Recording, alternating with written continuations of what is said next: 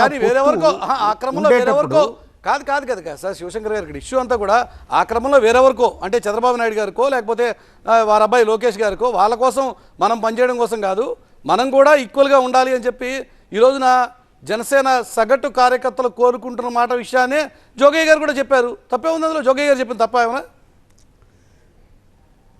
జోగయ్య గారు చెప్పింది తప్పు కాదు, మురళీకృష్ణ గారు చెప్పింది తప్పు కాదు, ఎవరు చెప్పినా తప్పు కాదండి. ఎవరు వ్యక్తిగత అభిప్రాయాలు చెప్పొచ్చు, ఎందుకంటే ఇది ప్రజా జీవితం. ప్రజా జీవితంలో ఎవరి అభిప్రాయాలు తెలియచేయవచ్చు. ఆ విషయాన్ని అందుకోసమే పవన్ కళ్యాణ్ గారు వాళ్ళు ఇలా రియాక్ట్ అయ్యారా అని పార్టీ ముఖ్య నాయకుడిగా మమ్మల్ని లేదు లేదు లేదు లేదు అది కరెక్ట్గా అది కదా ఈ రోజున పవన్ కళ్యాణ్ అంతటి తీసుకుంటా అని చెప్పి ఎందుకన్నారు? ఊరికేనారా పవన్ కళ్యాణ్ గారు? వారు వారు మాట్లాడింది ఎవరితో? టార్గెట్ గ్రూప్ ఎవరున్నారు? కార్యకర్తలు, నాయకులు ఉన్నారు. అవును కార్యకర్తలు, మీ నాయకులు ఉన్నారు. మనం ఖచ్చితంగా వీర మహిళలు ఉన్నారు. మీ నాయకుడే చెప్పారు అది అంతర్గతంగా రిపబ్లిక్ డే సందర్భంగా మాట్లాడితే దాని ప్రకారం ఆయన అభిప్రాయాలు శివశంకర్ గారు రిపబ్లిక్ డే రోజున పార్టీ ఫ్లోర్ మీద పార్టీ అధ్యక్షుడు చేసిన కామెంటు అది అంతర్గత మీటింగ్ ఏం కాదు. బహిరంగంగా మీడియా అందరినీ పిలిచి మీడియా సమక్షంలో నేషనల్ ఫ్లాగ్ ఎగరేసిన తర్వాత కార్యకర్తలు, అభిమానులు లేకపోతే అక్కడికి వచ్చినటువంటి ప్రజల్ని ఉద్దేశించి చేసిన ప్రసంగం అది అంతర్గత మీటింగా?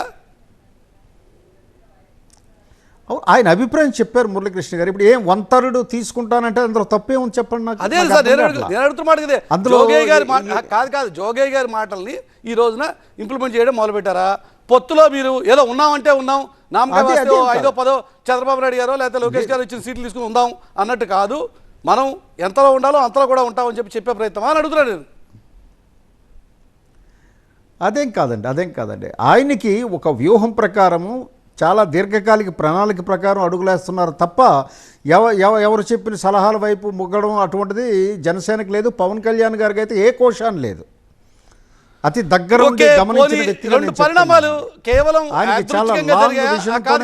శివశంకర్ గారు సరే పోనీ ఎవరి ఇన్ఫ్లుయెన్స్ లో రాలేదు, పవన్ కళ్యాణ్ గారు ఓన్గా అన్నారు, మీ మాటే ఖాయం చేసుకుందాం అనుకున్నాం పోనీ ఫర్ ద టైమింగ్. కానీ ఈ రోజున 2 కీలకమైన పరిణామాలు ఒకేసారి చోటు చేసుకున్నాయి. ఒకటి, ఉదయం తెలుగుదేశం పార్టీకి తానేంటో చెప్పే ప్రయత్నం చేశారు. నేనేదో నామమాత్రంగా ఉండడం కాదు, మీరు 2 సీట్లు ఇస్తే నేను 2 సీట్లు ఇస్తా అని చెప్పారు. నెంబర్ 1. నెంబర్ 2, ఊరికే పొత్తులో ఉంటే ఉన్నట్టు కాదు, ఖచ్చితంగా 1/3 తీసుకుంటాం అని చెప్పారు. నెంబర్ 2. నెంబర్ 3, బీజేపీ నాయకత్వాన్ని ఈ రోజునే అపాయింట్మెంట్ కూడా అడిగినట్టుగా ఒక వార్త వచ్చింది. ఇవన్నీ కూడా కేవలం ఒకదానికి కూడా సంబంధం లేనటువంటి అంశాలా, లేక అన్నీ కలిపి చూడాల్సినటువంటి అంశాలా?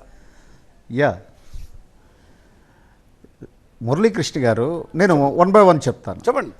ఇప్పుడు పవన్ కళ్యాణ్ గారు ఈ మధ్యన ఏం చేశారు అంటే, చంద్రబాబు నాయుడు గారు 2 సీట్లు అనౌన్స్ చేయగానే మా వ్యతిరేక పార్టీ ఉంది, ఇప్పుడు అధికారంలో ఉన్నటువంటి పార్టీకి ఏంటంటే చిన్న జరిగితే మ్యాగ్నిఫై చేసి చూపించి ఎలాగైనా పొత్తు విడగొడితేనే వాళ్ళ భవిష్యత్తు ఉంది, వాళ్ళ జీవితం దానిపైన ముడిపడి ఉంది, జీవన మరణ సమస్య వాళ్ళకి.